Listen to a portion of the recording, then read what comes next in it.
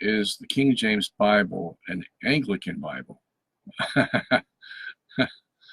Yes, it is, as a matter of fact. Nobody's ever asked that question, as far as I can remember.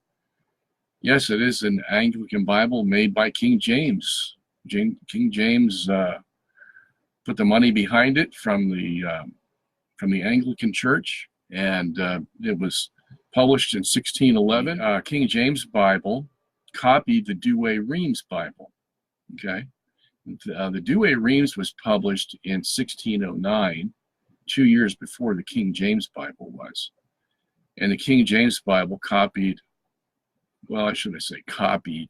Let's say used the same language that the Douay-Rheims did, and they were both from the Old English, used at that time in the 1600s. And the first editions of them that came out, you would hardly recognize.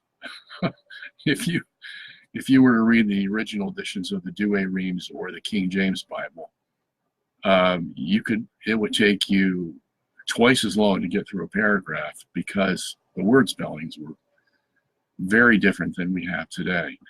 And both the Douay-Rheims and the King James went through editions where the English language had changed so fast over, to the 1700s, 1800s, 1900s, that each of them probably had almost a dozen different editions.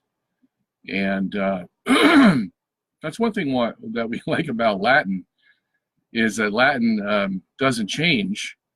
It doesn't develop into a different dialect, so to speak. So it's good in the sense that it's a dead language, because it's not going to change. We can read the same words now in Latin that they read in the year 1000 or the year 500, when Latin was the lingua franca, the vernacular of the people. And that's why, it's great to see that all our Catholic documents, all our doctrines from the councils, from the popes, are all written in Latin. And we can go back and read that Latin. Now, there is a little change. There is, little change from medieval Latin to, the earlier Latin, but not much. Nobody's going to get confused by it. And there was a little difference between the vernacular Latin and the scholarly Latin. Not much. Okay, so not much has changed, but all the documents were written in scholarly Latin, and we still have this today, and they're very easy to understand if you know Latin. Okay, but yes, the King James Bible was Anglican. Now, I don't know if you know where the Anglican Church came from. I think most people do, but just let me say what their origins are. In the 1500s, King Henry VIII of England wanted to divorce his wife. I believe, let's see, was that Anne Boleyn? I get so confused with Henry because he had so many wives, I can't keep track of them. But he wanted to divorce his wife to marry another woman, and the church, I forget who the Pope was at that time, said no, flat no. And Henry begged the Pope, and the Pope just wouldn't give in to him.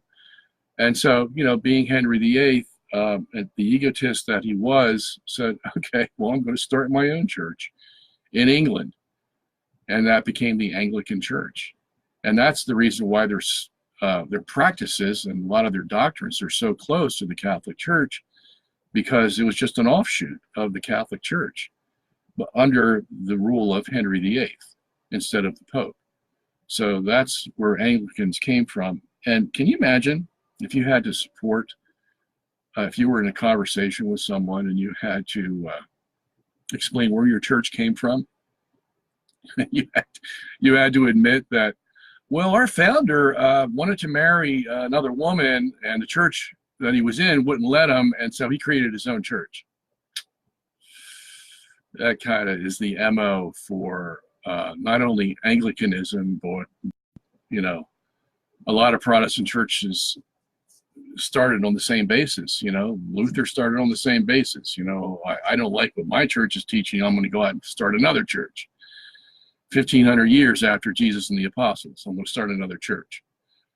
At that time, it was the thing to do because the politics involved was so, it was just, you see, because there was no difference between church and state, basically. You know, today, you know, in America, the Presbyterian church could do something or the Catholic church could do something and the state doesn't care because it's running on its own energy and rules because there's separation of church and state most everywhere in the world today, but not back in the 1500s. Church and state were basically, you know, one entity, one helped the other. And so in order to make a new state, you're going to have to make a new church as well. And so that's what happened in England because they were so tied together. And anyway, so that's the history of the Anglicans with their King James Bible. And the King James Bible does make some translations that are pro-Protestant. One of them is a famous passage in Romans chapter 4, where the King James Bible says that Christ's righteousness was imputed to Abraham. Imputed. Now that's a Protestant word. Okay, it means he was given credit for righteousness, but he didn't have any righteousness in himself. Okay, that's what imputed means. And so there you see. And when the Catholic Church was, as the Protestants accuse us of, they say the Catholic Church wouldn't let people read the Bible.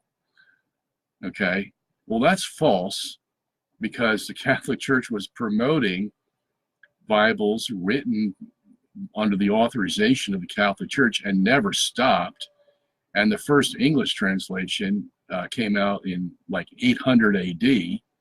And then they had the printing press in 1440, I think it was, under Gutenberg. And there was a plethora of Bibles written in Latin for the members of the church. Now, of course, yeah, a lot of people didn't understand Latin, at least the scholarly Latin. And they spoke in their various languages from where they came from. But still, I mean, the Catholic Church never stopped people from reading the Bible. What they put on the index of forbidden books were Protestant Bibles that had notes in the margin that were Protestant, trying to lead people into the Protestant faith and saying, well, this is what the verse means. No. The Catholic Church says no, because they were all anti-Catholic notes in those Bibles. And some of them, as I just pointed out to you with the King James Bible, had anti-Catholic translations of the original Greek or Hebrew. So no wonder the church stopped the flow of those Bibles. But of course, Protestants, who can't make those crucial distinctions, accuse the Catholic Church of putting the Bible on the index. Yeah, well, that sounds very bad when you look at it on the surface. But when you dig a little deeper underneath the surface, then you find out why the Catholic Church did that, and they did exactly as they should have done. Okay, and if the Protestants were in control, they would have done the same thing with Catholic Bibles. They would have put them on their index if they had one, you see. So when the shoe's on the other foot, then we can understand the nature of it.